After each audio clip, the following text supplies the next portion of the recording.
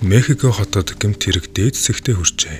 Зарим гэмт бүлэглүүд ч нийлэх хүмүүсийг барьцаалж их хэмжээний мөнгө нэгтэг болсон байв. Джон Крейси нэртэй нэгэн нэр хуучин найз хамтран зүтгэгч Пол Ребурнтэй уулзна. Ребурн бол өмнө нь тагнуулын тусгай газрын агент байсан бөгөөд одоо VIP хүмүүсийг хамгаалах хамгаалалтын компанид ажилладаг. Хоёул ууж зугаацсангаа өнгөрсөн амьдралаа ярилцсан. Тэдний одоогийн амьдрал урд өмнө нь үйлдэж байсан хүчирхийлэл аюултай даалгавруудаас тэсвэр болсон байв. Ребурн Мексикт суурьшсан аз жаргалтай, гэр бүлтэй, бизнес нь амжилттай тавьж байгаагаа ярьдаг. Харин Крейси тагнуулын тусгай газраас гарснаас хойш ажилгүй, амьдрал нь замбраагүй болжээ.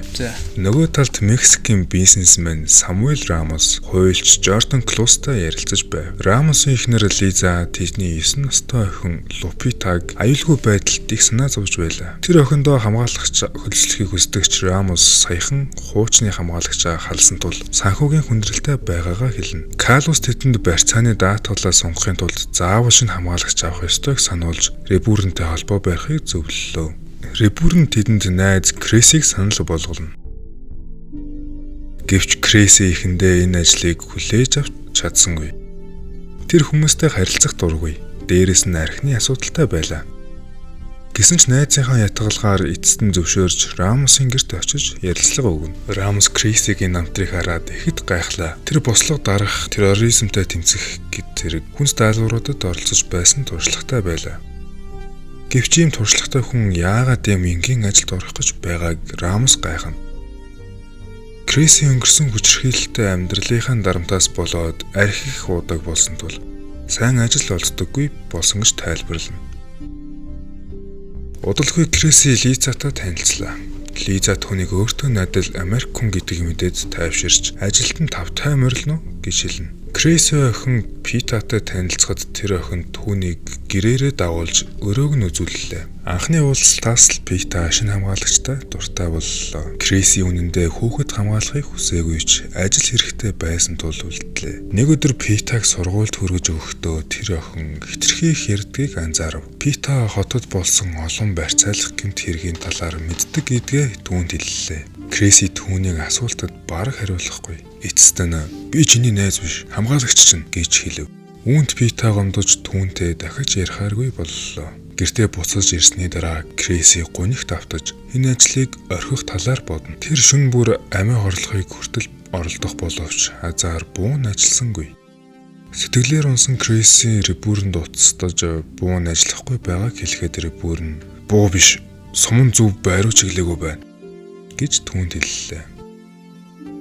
Цаг хугацаа өнгөрөх тусам Крейси болон Пита хоёрын харилцаа сайжирч эхэлнэ. Питагийн усан цэлэлтийн тэмцээн дөхөж байсан тул Крейси түүнийг бэлтгэлд нь хөргөж өгдөг болов. Тэр охин бууны дохионоос айдаг тул эхлэхдээ удаан байдаг гэдгийг анзаарав. Крейси түүний айцыг даван туулахад тусалж бууны дохиог сонсоод хурдан хөдөлдөг рефлексийг нь хөгжүүлж өгнө. Пита шаргуу бэлтгэл хийж эцэст нь тэмцээнд дөрвөллээ. Ялалтын дараа Крейси түүнийг найз Ребурн болон түүний эхнэртэй уулзуулахаар авч явлаа.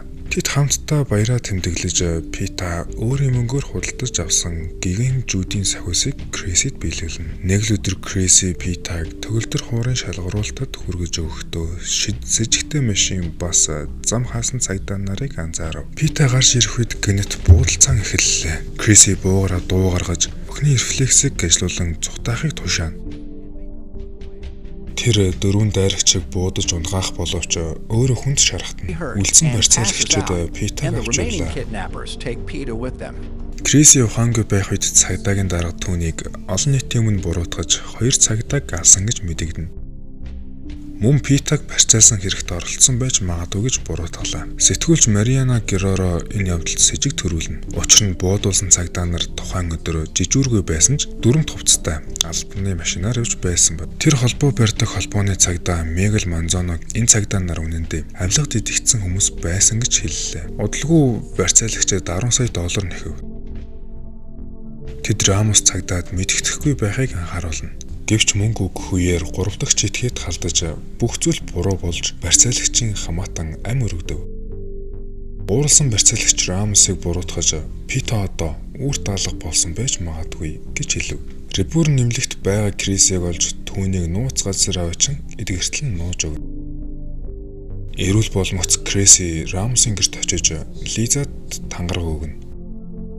Питаг барьцаалсан хэрэгт оролцсон, ашиг хүртсэн хүмүүрийг олж устгана гэж. Сэтгүүлч Героро түүнд туслахаар ирж хэрэгт оролцсон хүмүүсийн талаар мэдээлэл өгнө.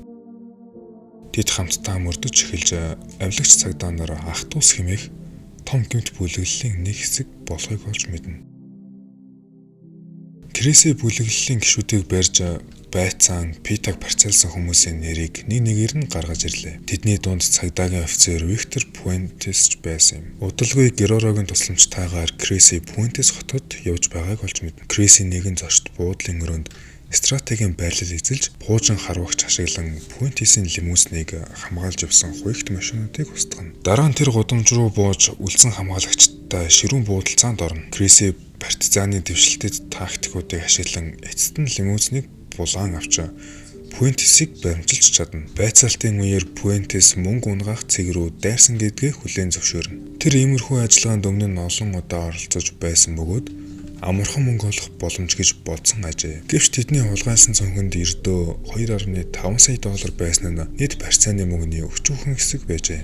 Пуэнтес өршөөл гуйж өөрийгөө Крэситэй адилхан зөвхөн хөлсний мэрэгжилтэн гэж тайлбарлана. Харин Крэси түүний үлдэлд жигшиж Пуэнтес ухаангүй байх үед биед нь тесрэг төхөөрөмж суулгасан бөгөөд 5 минутын дараа дэлбэрнэ гэдгийг хэлв. Крэси алхаж холдох үед Пуэнтес айдастай хашгираан дунд эцсийн мөчөө өнгөрөөж удалгүй дэлбэрэлт түүний амийг авна. Удалгүй Крэси өөр нэг 2.5 сая доллар хуульч Карлостай холбоотой болохыг олж мэднэ. Тэр Карлосын гэрт очиход түүний амьгүй бие усан санд хөвж байхыг олж харлаа. Крэси дараа нь Рамосын гэрт очиж Лизагийн үнэнийг мэдэж байгаа эсэхийг асууна. Лиза юу ч мэдэхгүй мэд зогсож байхад Рамос эцэст нь бүх үнэнийг их нэртэй хэллээ. Тэр санхүүгийн асуудлаас болж аюултай төлөвлөгөө гаргасан гэдгээ хүлээн зөвшөөрнө. Хуульч Карлос Питаг хуурамчаар барьцаалуулж даатгалын мөнгийг авах санааг гаргасан байжээ. Төлөвлөгөөний ихэнхийг Карлос зохион байгуулж Пита ердөө хэдхэн цаг нууц газарт Google-тэй кино үзээд аюулгүй байх болно гэж Рамост итгүүлсэн байжээ.